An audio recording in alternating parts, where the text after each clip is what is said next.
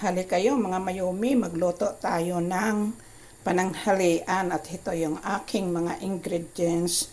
Ayan ay shrimps, malalaki, salmon, onion, garlic, at saka mushroom. Ito, mushroom. Ito yung ating pasta. Lulutuin natin yan. At lagyan natin ng kaunting cream. Of course, mayroon na tayong parmesan para kompleto ang ating ingredients ngayong araw. Paminsan-minsan kompletohin natin yung ating ingredients para masarap. European style tayo ngayon. Complete. Siyempre may asin, may pepper, may olive oil. Yun ang ating mga sangkap na dapat gamitin sa pagluluto nito. Maglagay muna tayo ng kaunting oil para sa atin yung ating salmon.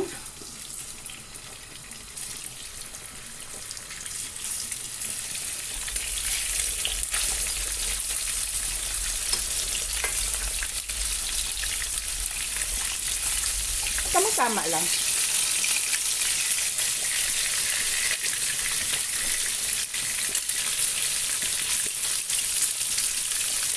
Natin yung ating salmon.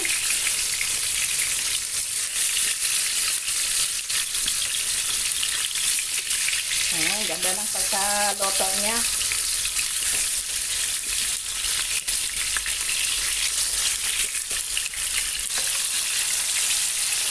Dahan-dahan lang ang ating pagbalik. Yan, buo siya.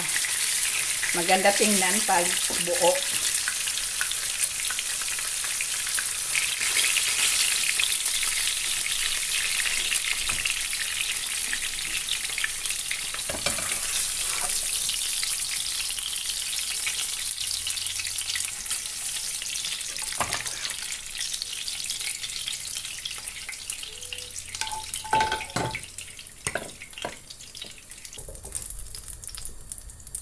Ating bawang.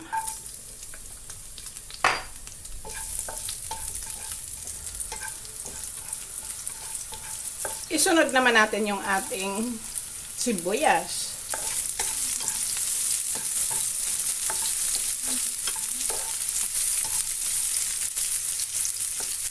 At isunod natin yung ating mushroom.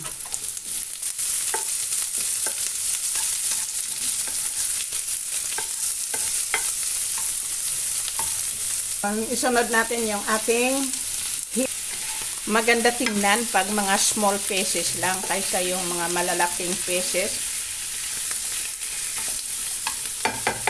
Lagyan natin ng kaunting asin para magkaroon ng lasa. A little bit of pepper. Dagdag flavor. In Tagalog.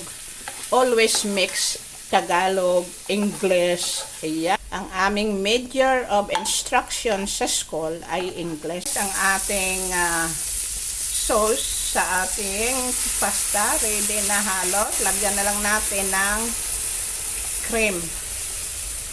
Siguraduhin natin na ayan, hininaan ko na yung masarap. Tikman natin guys, yung lasa niya.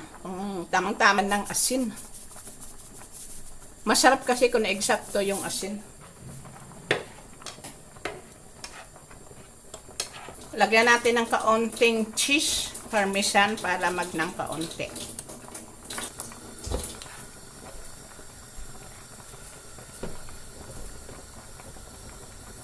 Ready na rin yung aking pasta. Guys, yung ating pasta, ready na. Lagyan na natin ng kaunting sauce para hindi haluin muna natin para hindi magdikit-dikit. Ayan. Lagyan natin ng parmesan cheese. Masarap ito guys. Nako, ang sarap ng parmesan na ito guys. Masarap ito kainin na ganito lang. Ngayon, ilagay natin yung ating salmon na topping.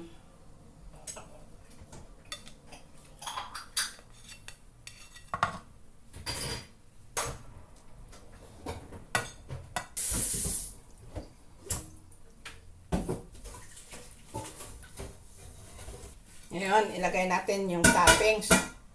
Oh.